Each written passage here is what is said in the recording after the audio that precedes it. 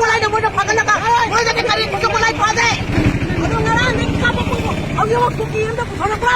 Nang ako'y kay sa ating na mo na. Ngayon sa pagani nga pago na taktak para ka luwa ka. Ko kiin mo kari kay pade. Dapat sa gabi dagi. Matay na nga. Ako'y na kay kitap mi chelo na lay goy mo. Isari nam nam da. Ako'y mi chelo na lay siman. Ako'y kari kinova. Ako'y mi chelo hindi ba. Ako'y mi chelo hindi. Ako'y itang na sa bagay. Ano nga sayo.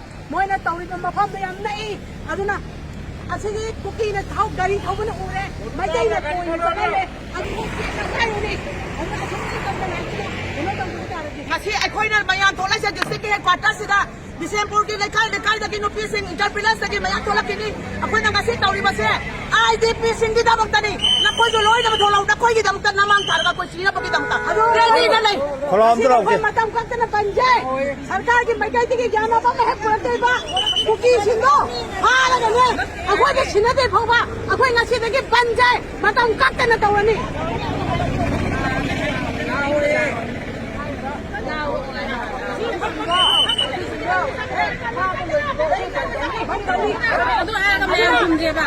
Ako'y di sasin pa ba?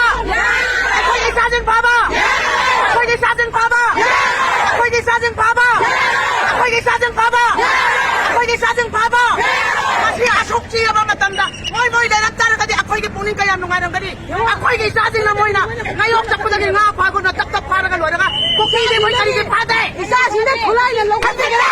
Kukili kulay na lokat ka na. Ako'y di tao na rin. Ako'y tao na rin. May basin yo. Ang natin yan. Nangit hamdoy ang magadi babagtupo. Diba nga po nga mo daw hindi sarga siman dahil hindi boy komi niya si komi ya BJP boy komi. Ano na kung di labas sila kasi ano wala na sila. Ano na kung di marunong na miyan ba ayaw ko doon ke. Ako'y ang gigi. Bye niya lang mo matanda. Kana ko manupa-nupin ka sa ko na. Naman niya. Tao ba yaray? Yaray! Labang wala tang sarang dagin na si Bapada. State post na, central post na. Wala ka pa yung mga dasang naga. Wala ka nga ay bagay mahuda. Central post ki, cash bar na sa lakada. Ay ko'y di isa isusin. Sipo ako'y di, punta kulay pa, basulat na ba?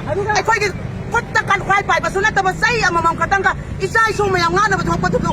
Cash bar na tawra kanda. May masakang doon kanda. Kuki nakapagpahinek pa batong da. Mako'y na may masakang nga kanda. Ngayon sa pudagi nga. Tap hanap kita mo mo na dito tarik. Mama ako'y mayam na hay base. Central post na kanga daw ni. Ako'y ayang magdalaga.